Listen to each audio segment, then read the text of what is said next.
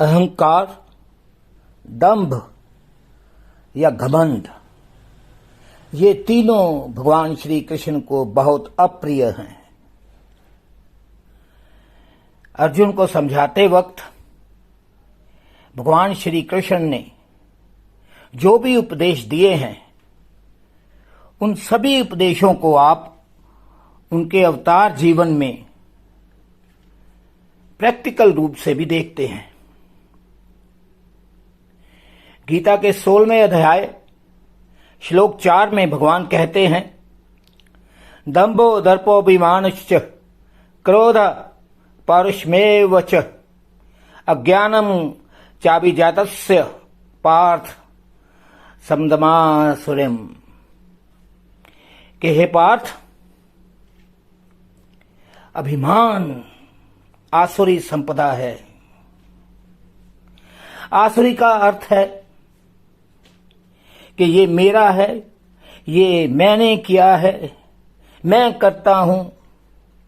अपना स्वार्थ, दूसरों को नीचा दिखाने की कोशिश, ऐसे दुर्गुण आसुरी संपदा कहलाते हैं।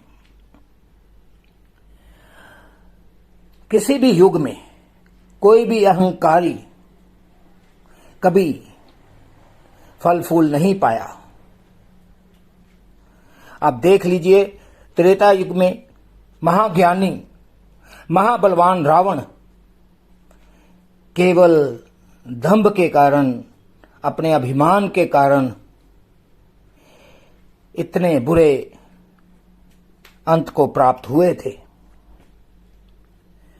मनुष्य जब ये सोचता है कि ये मेरा धन है, मेरे पास बल है, मेरे पास यौवन है, मेरा कुल ऊंचा है, मेरे पास सौंदर्य है, कला है, मैं विद्वान हूं, मैं करता हूं, तो वो अभिमानी हो जाता है।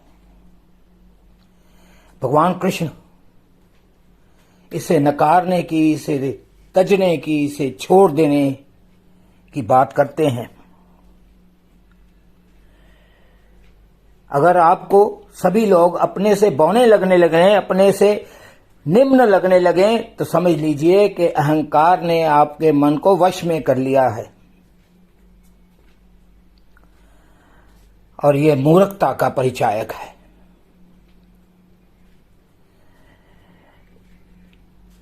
तीसरे अध्याय में भी श्लोक 17 में भगवान ने अहंकारियों को विमूढ़ कहा है। जो ये कहते हैं मैं ये हूं, मैं वो हूं, ये मेरा है, तू इतना निम्न है, तू कुछ नहीं, मैं करता हूं, और हर काम को अपने द्वारा किया गया समझ लेते हैं लोग, अभिमानी हो जाते हैं, अपने आप को दूसरों से बेहतर समझने लगते हैं। वो आसुरी संपदा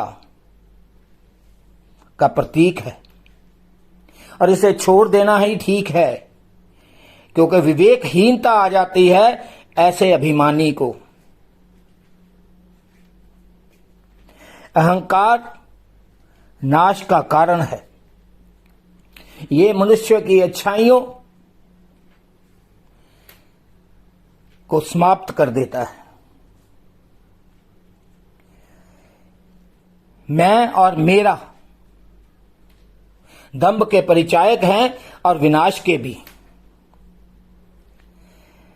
भगवान श्री कृष्ण की लीलाओं में एक बहुत सुंदर कथा आती है। भगवान श्री कृष्ण सत्यभामा, गरुड़ जी और सुदर्शन चक्र एक कक्ष में थे। सत्यभामा ने अचानक कहा कि प्रभु, भगवान राम के रूप में श्री राम जब आप थे तो सीता जी आपकी पत्नी थी, क्या वो मुझसे सुंदर थी? भगवान मंद मंद मुस्कुराने लगे। गरुड़ जी से भी नहीं रहा गया। वो कहते हैं कि मैं आपका सबसे बढ़िया वाहन हूं, क्या मेरे से भी कोई तेज वाहन इस संसार में है? भगवान की मुस्कुराहट गहरी हो गई। सुदर्शन चक्र भी बोलने लगे कि हे भगवान, मैंने कई दुष्टों का संहार करने में आपकी सहायता की है। क्या मुझसे ज्यादा विनाशक कोई भी और अस्त्र शस्त्र है? भगवान उठे। उन्होंने गरुड़ जी को कहा कि जाओ, हनुमान जी से कहो कि भगवान राम उनकी प्रतीक्षा कर रहे हैं, वो आ जाएं। गरुड़ जी फौरन चल दिए। उन्होंने सुदर्शन चक्र से कहा कि हे सुदर्शन, द्वारपाल के रूप में द्वार पर खड़े हो जाओ, किसी को भीतर मत आने देना, मुझे हनुमान जी से मिलना है। और सत्यभामा जी से उन्होंने कहा कि आप सीता का रूप लेकर आ जाइए। गरुड़ जी हनुमान जी के पास पहुंचे और भगवान श्री कृष्ण का संदेश दिया। हनुमान जी ने कहा, आप चलो, मैं पहुंचता हूं। गरुड़ जी सोचने लगे कि हनुमान जी बूढ़े हो चले हैं, इनसे तो पहले मैं पहुंच ही जाऊंगा। और वो वहां से प्रस्थान कर गए। थोड़े ही समय बाद भगवान राम बने हुए भगवान कृष्ण के सामने हनुमान जी आ गए।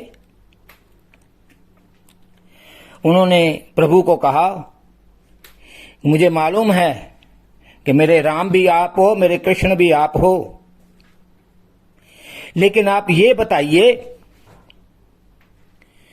कि आज माता सीता की जगह पे आपने किस दासी को खड़ा कर रखा है? सत्यभामा, जो कि माता सीता बनी हुई थी, लज्जित हो गई। इतनी देर में गरुड़ जी वहां आ पहुंचे और पहले से ही वहां हनुमान जी को देखकर वो भी शर्मिंदगी महसूस करने लगे। भगवान कृष्ण जो राम के रूप में थे, उन्होंने हनुमान जी से पूछा कि हे वीर, मुझे बताओ कि क्या तुम्हें किसी ने द्वार पर रोका नहीं? तो श्री हनुमान ने अपने मुख से सुदर्शन चक्र को निकालते हुए कहा कि इस चक्र ने रोका था तो मैं इसे अपने साथ ही ले आया हूं। और इस तरह सभी का अहंकार चूर चूर हो गया। श्रीमद् भगवत गीता में जितने भी उपदेश भगवान श्री कृष्ण ने दिए हैं, उनमें से अधिकतर व्यवहारिक रूप से उन्होंने जीवन में भी अपनाए हैं। इसलिए दंभ, अहंकार और घमंड को अपने से परे रखिए। यही भगवान श्री कृष्ण का संदेश है।